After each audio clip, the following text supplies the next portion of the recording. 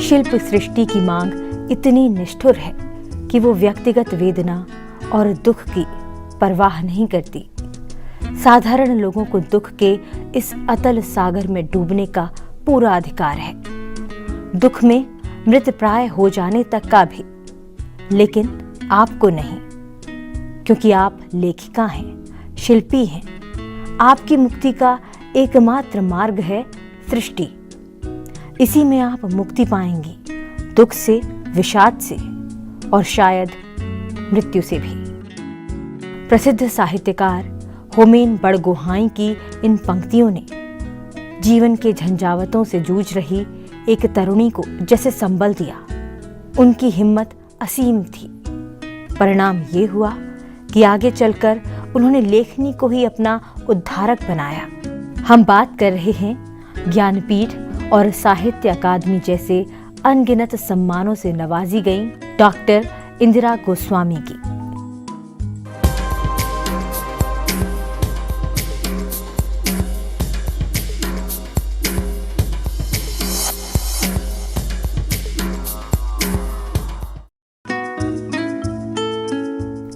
Doctor Indira की गिनती भारत के प्रमुख लेखकों में होती है।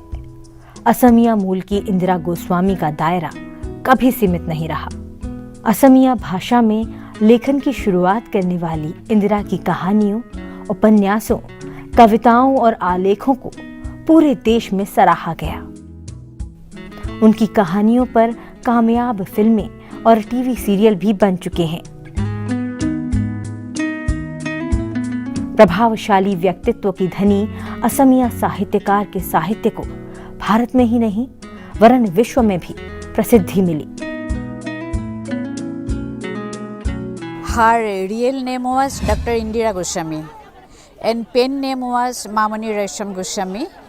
She was popular by the name of Mamoni Resham Goswami and generally the people of Assam called her Mamoni Baido or Mamoni Didi.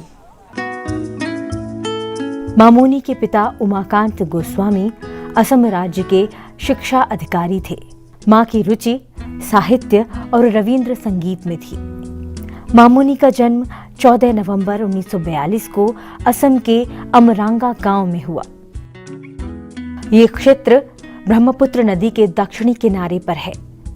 उनके पूर्वज हजारों एकड़ भूमि के स्वामी थे और समृद्धि का आलम यह था कि घर पर आने जाने के लिए 7 हाथी थे। एक हाथी राजेंद्र मामोनी और उसके भाई बहनों के खेलने के लिए भी था। बचपन से ही मामोनी का लगाव वन्य जीवों और आसपास के वातावरण के प्रति काफी गहरा हो गया था। परिजनों के उनके प्रति लगाव को हमने स्पष्ट महसूस किया। अपनी मामोनी के बारे में बताने को महीनों से बिस्तर में पड़े उनके बड़े भाई सत्यव्रत गोस्वामी के शरीर में मानो जान आ गई। वो इशारों इशारों में अपनी मामोनी के बचपन के संस्मरण सुनाते रहे और उनकी बहू उसे विस्तार से बताती रही। छोटे काल में मामोनी बाइडो अपना गांव अमरंगा उसमें वो बड़ी हुई है और वहाँ पे हम लोग का घर में 7 हाथी होते थे और उनमें वो अपना उठ के और चढ़ के फिर माहौत के साथ जाके पानी में वो नहाना धोना शी यूज्ड टू बहुत एंजॉय करती थी।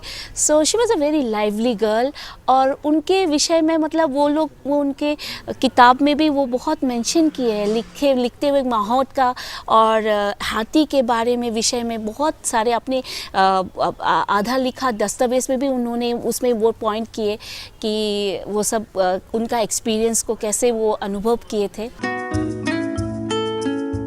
मामोनी की शुरुआती शिक्षा गुवाहाटी के एक स्कूल में हुई।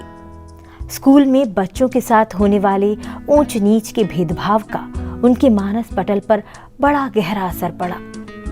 उच्च कुल की होने के कारण निम्न जाति के बच्चों के साथ उन्हें खेलने की मनाही थी, पर मामोनी इन बातों को जरा भी नहीं मानती थी। इस तरह बचपन से ही स्वभाव विद्रोही हो गया था। लेकिन दूसरी ओर उनके दिल में गरीब और दीन दुखियों के प्रति खासी सहानुभूति थी, जिसे उनकी लेखनी में महसूस किया जा सकता है।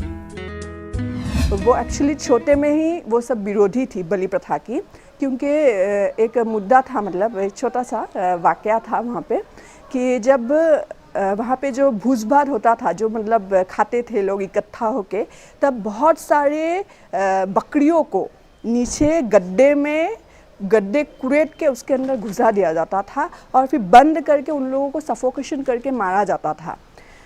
उस समय की बात है ये, जब वो 4 साल की थी। तब उन्होंने जब ये देखा उस छोटे अवस्था में, तो उन्होंने विरोधिता किया समाज में जाके कि ऐसा नहीं करना चाहिए, ये बहुत ही कितना एक हृदय विदारक एक घटना है। तो तभी से वो विद्रोही थी। साल 1955 में मामोनी का परिवार शिलोंग चला गया। वहां मामोनी का दाखिला अंग्रेजी माध्यम के स्कूल पाइन माउंट में कराया गया। वो पाइन माउंट स्कूल, वो शिलोंग का इतना अच्छा सीनरी था, वो सब दीदी का बहुत इन्फ्लुएंस करता था। वो छोटा से वो इतना विभोर हो जाता नहीं, वो दृश्य देख के बोलिए मत। तो वो शिलोंग का जो हम लोग पढ़ा था, उसका एक्सपीरियंस बहुत ग्रेट है।